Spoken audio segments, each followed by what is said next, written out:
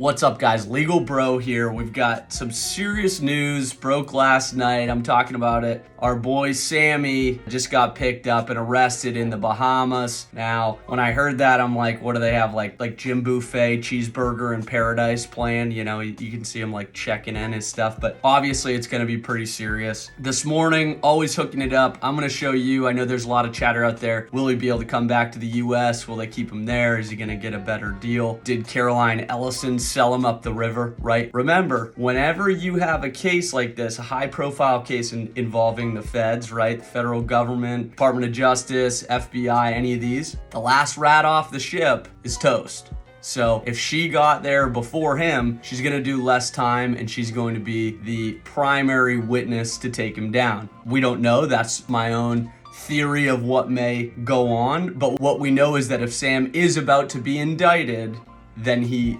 will be extradited back to the US. Now, I'm sure sitting in a Bahama, jail cell versus going back to likely the Southern District of New York is going to look a little bit different. I mean, the Bahamas jail cell, right? He's probably like in something similar to like the drunk tank. You got the guy that drank too many yards at Senor Frogs. You got the guy that licked a roulette table on a Carnival cruise line, right? And then you got Sam, right? Like he potentially screwed about 1 million creditors, investors, and consumers.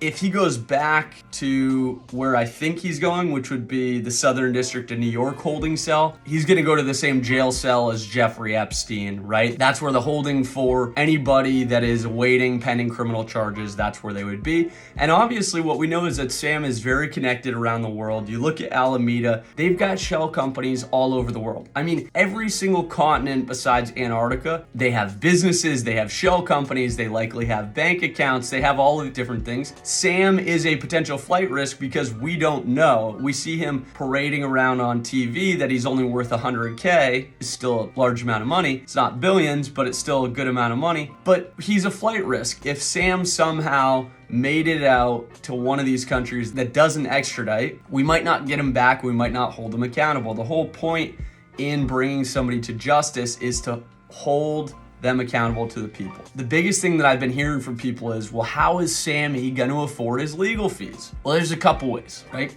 The first is he's got 2 parents that are compliance lawyers. They're going to be able to help out and triage some of this stuff. The second thing is, I'm pretty sure at least one of his parents, maybe both, work at Stanford. They're probably highly connected. They probably have a ton of attorney contacts that probably have known Sam. Maybe they're willing to chip in. That's a lot of brain power going on over there. The third thing is his family may and likely does have their own wealth, so they'll spend that, right? And this is all us buying that Sam hasn't ferreted away any money into some account or doesn't have any crypto left or anything, like, really? But, we'll wait to see what the new CEO of FTX reveals. In the meantime, that would be the original thought that I have, because one thing that you have to remember is when you get indicted in a white-collar criminal case, you have so much work to do. Think about something for a second. If somebody got jammed up in a DUI, what are they gonna have for evidence? Well, they're gonna have, whoever was potentially in the vehicle with them that can help them out. They're gonna have whoever was with them beforehand. Maybe they're gonna have some evidence showing that the breathalyzer was off or that the stop was unlawful. Maybe they're gonna show that the police officer,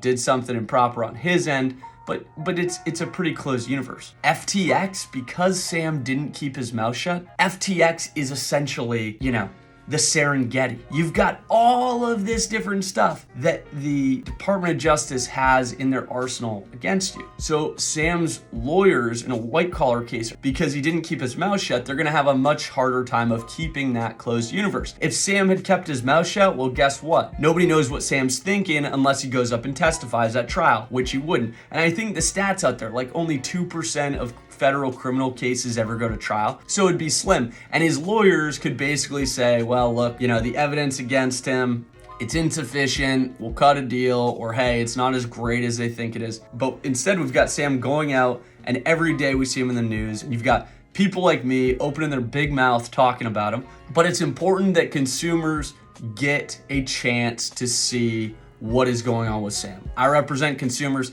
I've actually had a class action in the Southern District of New York up in federal court up there. That is the do not mess around club up there. You don't mess around in any court in America, but especially not in the Southern District of New York.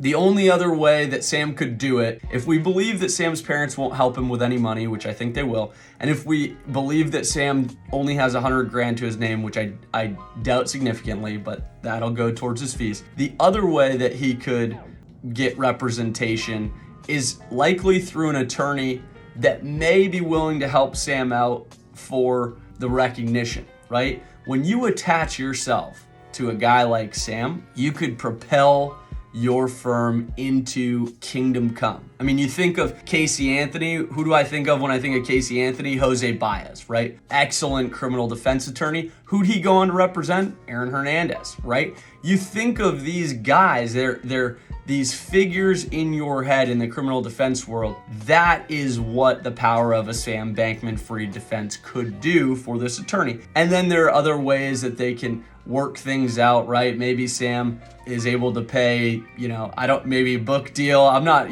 really sure how they negotiate that. That's kind of creative. Everything that I do is contingent, so I'm not entirely sure how they would work that out on the criminal side. But again, if Sam is indigent, which I don't believe at all, but if he claims he's indigent, well, he's going to get a public defender and he's going to be able to get costs to investigate his case and put up his case. Now, remember, folks, if the average, DUI in any podunk town in America is $10K, what does it cost to defend a white-collar criminal defense case in the Southern District of New York? My guess probably starts around $500K. If you want somebody that's really good, that's really seasoned, former federal prosecutor, highly connected, great trial attorneys, you need investigators, right? You need people to go out and dig up all this stuff. I'm guessing $2 million. I could be wrong, but every single one of these attorneys, right, is going to be billing out, unless Sam's parents somehow worked out the hometown discount, they're probably paying $800 and up an hour. Their associates are probably billing, between 5 and 7, right? I mean, you think about it. Some of these cases, they don't even bill you hourly. They just say, hey, murder, $100K, right? DUI, $10K, right? We don't know any of this. I'm just purely speculating.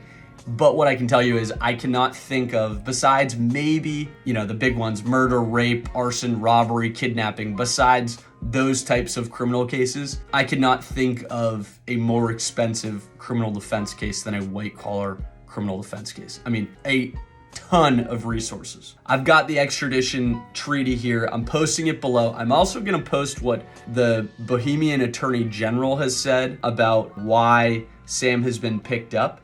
But if you take a look down below, I'm going to post this in the comments, but page 5 talks about, now, if the Department of Justice has filed criminal cases, which they said they did, I'm sure we're about to learn about it. Go to Article 2, Paragraph 1, and you're going to see, an offense shall be an extraditable offense if it is punishable under the laws in both contracting states, right, US and the Bahamas, by deprivation of liberty for a period of more than 1 year or by a more severe penalty.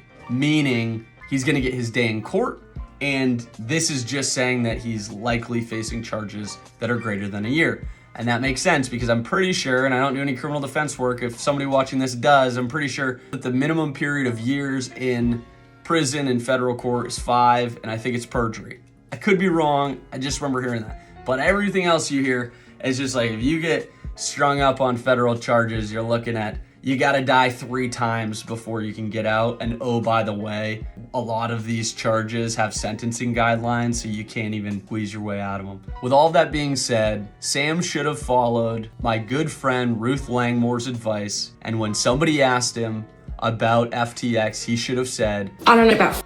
Like and subscribe below. Comment below what else you want to see us comment on. I've got a couple of things in the pipeline here that we're going to crank out, but I think this SBF and FTX stuff is super fascinating. I represent consumers just like you, and I am absolutely glued to see what's about to happen.